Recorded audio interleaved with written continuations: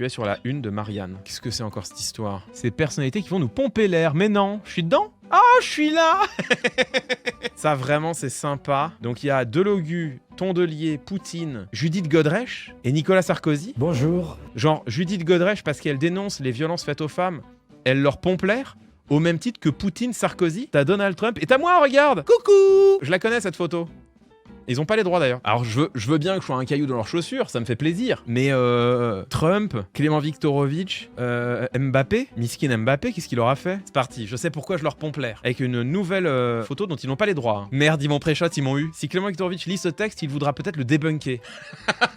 Comprenez, démystifier, c'est son boulot. Il enseigne la rhétorique et son dernier livre, Logocratie, est un succès en librairie qui entérine sa place durable dans le débat public en 2026. Merci, Marianne, ça me flatte. Le médiatique décrypteur répond à une angoisse collective, la peur d'être manipulé. Éléments de langage, indignation chorégraphiée, évidence répétée jusqu'à devenir vraie. Ah, il m'aime pas trop. Viktorovitch, qui penche clairement à gauche, arrive avec une promesse rassurante et addictive.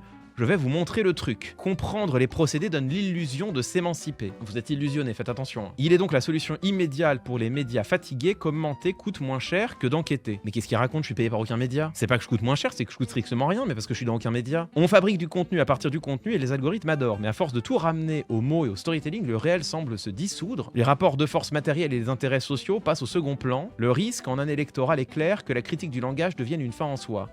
La Viktorovitchisation du monde a un prix. Mais au contraire, moi j'aurais tendance à dire que c'est précisément en levant les artifices du langage qu'on peut se rendre compte des rapports sociaux et de domination qu'il y a derrière, qui sont masqués, dont il faut prendre conscience et sur lesquels on peut dès lors agir. C'est ce que je répondrais si j'avais envie de débunker ce texte, ce que je ne vais pas faire. Bon bah écoutez, merci Marianne, franchement ça me fait bien plaisir. L'année dernière, souvenez-vous, on avait fait la vidéo, je découvre l'article le plus hallucinant que j'ai lu de toute ma vie et c'était un article de Marianne. Ils ne boivent pas, ne prennent jamais de dessert. Les talibans du déjeuner, toujours prêts à gâcher votre repas. J'ai envie de dire, c'est normal. Continuez de me mettre dans votre top, hein, ça me fait bien plaisir. Ah, c'est la première fois que je suis en couverture. Je suis obligé de l'acheter du coup, quoi.